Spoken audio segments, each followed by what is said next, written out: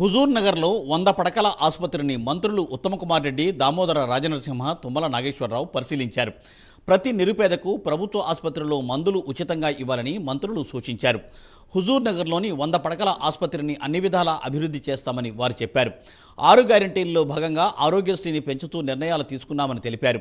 Private ఆసుపత్రులకు ధీటుగా ప్రభుత్వ ఆసుపత్రులను తయారు చేస్తామని మంత్రి దామోదర రాజనరసింహ తెలిపారు. ప్రతి ఒక్కరికి కూడా నాణ్యమైన వైద్యం అందించడమే ధ్యేయంగా పెట్టుకున్నామని అన్నారు. ప్రతి ఒక్కరికి వైద్యం అందుబాటులో ఉండేలా వైద్యులు పనిచేయాలని దామోదర రాజనరసింహ ఆదేశించారు.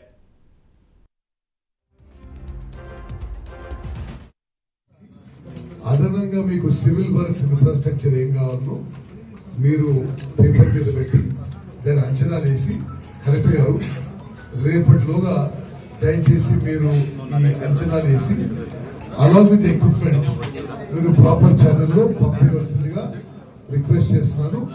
మినిస్టర్ గారు శాంక్షన్ చేస్తారని చెప్పి అసలు అదేవిధంగా డిఎంహెచ్ఓ గారు ప్రైమరీ హెల్త్ సెంటర్స్ లో అన్ని ప్రైమరీ హెల్త్ సెంటర్స్ లో మరి ఎక్కడెక్కడ ఏం ఇన్ఫ్రాస్ట్రక్చర్ కావాలి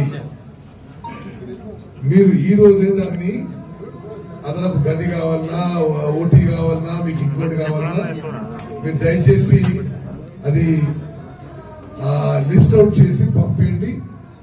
హుజూర్ నగర్ కాన్స్టిట్యున్సీలో గవర్నమెంట్ కి సంబంధించిన హాస్పిటల్స్ ప్రైమరీ హెల్త్ సెంటర్స్ అన్ని కూడా మరింత మెరుగైన సేవలు అందించడానికి మరింత మెరుగైన మౌలిక వసతులు కల్పించడానికి గౌరవ ఆరోగ్య శాఖ మంత్రివర్యులు దామోదర రాజు ఒప్పుకున్నందుకు